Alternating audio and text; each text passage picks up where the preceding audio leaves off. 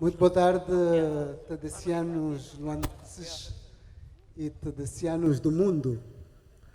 A minha não é uma história pessoal, a minha é uma história de reflexão. Assim que hoje é sábado, e se amanhã domingo quiséssemos ir a um museu de arte contemporânea em Angola, não poderíamos ir. Mas mesmo assim eu vou falar-vos-ei de como a arte pode ajudar a construir uma concepção de país e uma concepção de mundo. Assim que achei por bem trazer aqui para vocês essa proposta, que é uma análise sobre o valor da obra de arte. Normalmente, quando estamos na rua e vamos ao mercado do artesanato, para quem não conhece ou não sabe, tende a comprar artesanato como se fosse obra de arte. Mas o circuito de arte em Angola é um circuito que começa a se consolidar. Daí que eu penso que talvez, se quiséssemos montar um museu de arte contemporânea, o ideal seria que eu comprasse uma tostadeira. Eu com uma tostadeira podia, não pela tostadeira em si, mas pelo que podia fazer com ela, fazer a obra que vocês estão a ver. São torradas, várias torradas, com a silhueta de um retratado. Se eu quiser comprar a obra que vocês estão a ver em Luanda, a obra custaria $56.000. Mas se eu quisesse comprar em Lisboa, eu compraria por $50.000.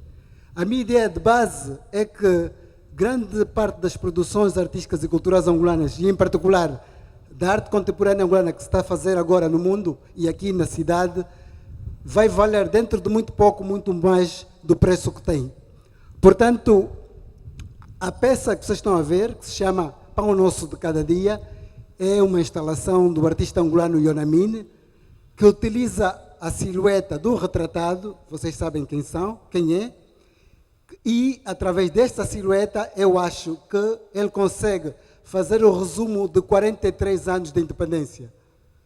É uma peça efêmera, porque ao ser o pão não se conserva com facilidade, mas se olharmos atentamente a peça, veremos que ela recorda o azulejo. O azulejo colonial é parte do suporte da arte que se fez em Angola na primeira metade do século XX, mas forma parte daquilo que eu considero que seja a parede infinita. A primeira parede infinita, a parede que dá e que está na gênese da nossa sociedade, tem a ver com Chitundu Ulu. É a primeira peça, a pintura rupestre de Chitundu Ulu é a primeira parede que a memória coletiva registra como tal. A segunda parede importante, podemos dizer que é toda a pintura mural que em vários grupos etnolinguísticos angolanos foram fazendo, particularmente a pintura Chokwe. A pintura Chokwe é uma parede que servia como decoração, mas que depois, nos anos 80, é reapropriada por os artistas contemporâneos. A terceira parede importante da nossa história é provavelmente as paredes que podíamos encontrar no Hospital Militar. Cada um de nós, quando foi mais jovem a passar pela cidade, via aquela parede que era uma parede patriótica e que refletia essa parte da nossa história que começou a ser naquela então a história política do nosso país.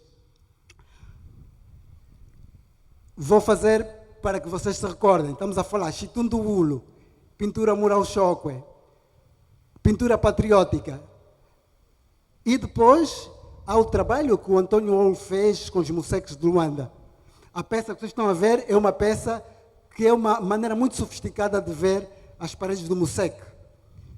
A peça hoje tem um valor incalculável e forma parte dessa parede infinita de que eu referi há bocado. A peça do Yonamine forma parte da parede, mas é muito mais atual.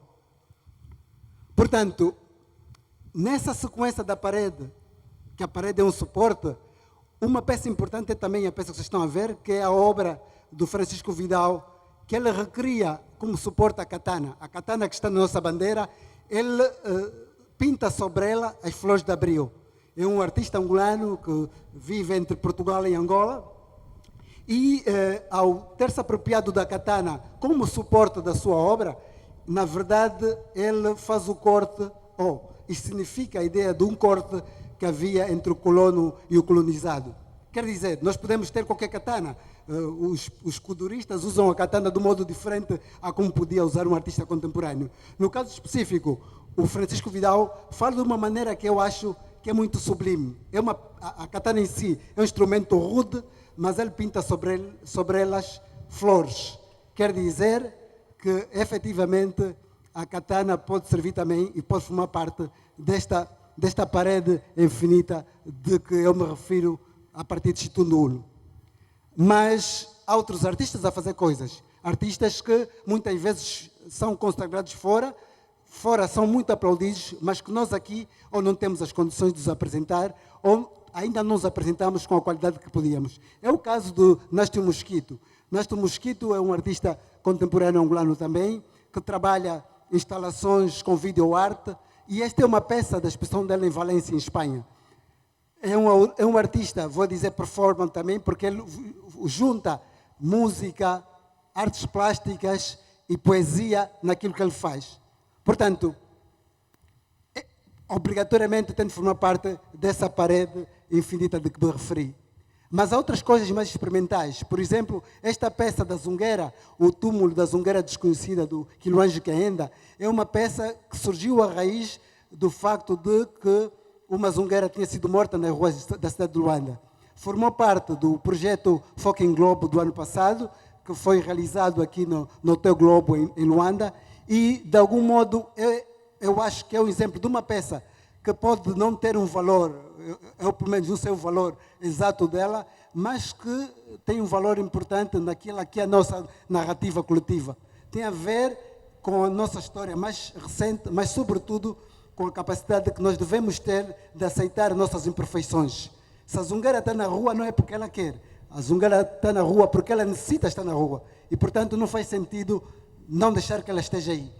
A não ser que propusemos dar outra alternativa. Se ela não tiver alternativa, não há porquê, então, ela ser o alvo das nossas balas.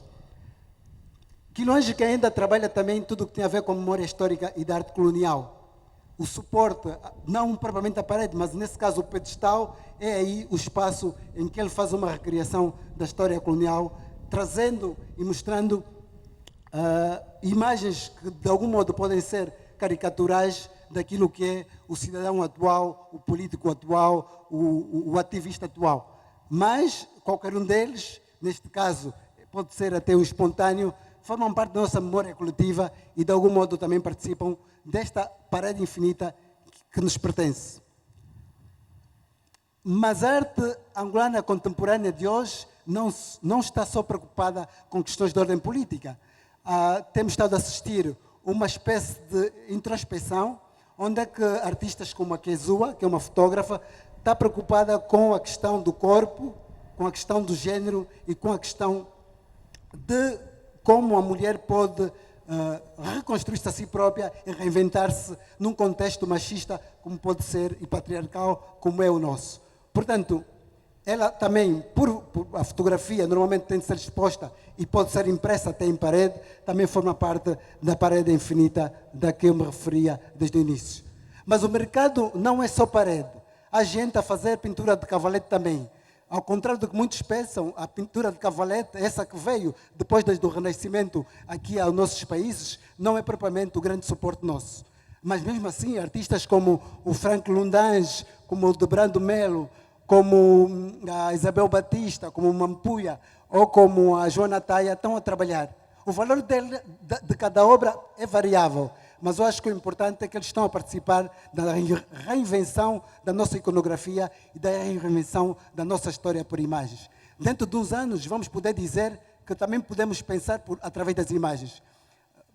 Podemos pensar de várias formas, mas certamente pensar através das imagens é uma das maneiras muito mais sofisticadas, porque não precisa de tradução, não precisamos ser traduzidos por ninguém. É a imagem que está aí, é a imagem que nos fala.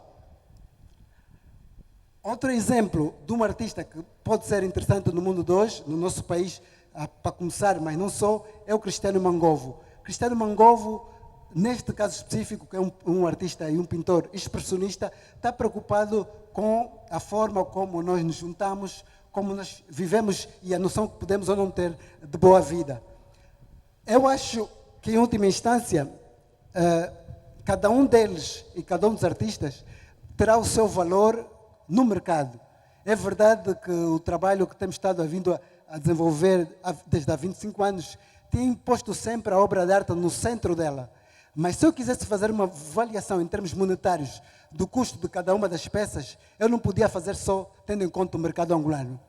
Se um artista angolano fosse medido só pelo nosso mercado, podíamos estar confrontado com algumas aberrações. Há artistas que aqui têm muito valor, mas lá fora nunca valeriam. Quer dizer que o processo de avaliação e licitação da obra de arte passa pelo cruzamento de dois tipos de grelha. Uma grelha que é o próprio preço do mercado europeu e o mercado global, e outra grelha que é do nosso mercado. Mas não será o mercado global aquele que deve prevalecer sobre o nosso. Portanto, se você que está aí tem uma coleção de obra de arte, se você que está aí quer montar uma escola de arte, se você que está aí tem um museu, deve ter em conta esses aspectos. Há artistas que nós gostamos muito porque são muito coloridos. Há artistas que eu gosto de dizer que são artistas floreiros. Mas outros artistas que nos fazem pensar e que participam da nossa vida, mas de maneira muito mais íntima. Eles podem não ter tanto valor de mercado, mas pelo menos contribuem para a nossa narrativa coletiva. Nesse sentido, de algum modo eu posso pensar que estamos perdidos, como diz o Toy Boy. Essa coisa de que estamos perdidos na vida e estamos perdidos no mundo. Estamos perdidos porque ainda não sabemos nos situar bem entre o nosso relato como nação e o relato e como situar esse nosso relato no mundo. Mas podemos fazer algumas coisas. Podemos fazer 4 coisas. A primeira delas podia ser um grande investimento maciço nas artes, como fizeram na banca e nas petrolíferas. Ia ser mais barato. E ainda por cima, o valor das obras é um valor infinito. Podíamos também investir na educação, especificamente a educação, mas não só circunscrever-se ao subsistema artístico, porque pode acontecer que uma pessoa estuda aqui uma engenharia, mas depois tem uma certa dificuldade a apreciar o que é boa música ou até fazer a distinção entre o que é arte e artesanato. Portanto, não seria má ideia tentarmos que até nas disciplinas gerais e noutras formações também tivessem uma espécie de cadeira de apreciação das artes. Portanto, eu acho que tudo isso formaria parte da terceira medida, que seria uma espécie assim, como redesenhar as questões das políticas públicas no nosso país. E, sobretudo, tudo isso, o sistema só funcionaria se cada um de nós fosse um pouco mais profissionais. Mas nós queremos o espectador emancipado. O espectador emancipados são vocês. E oxalá um dia possamos então falar do valor da obra de arte de maneira diferente. Muito obrigado.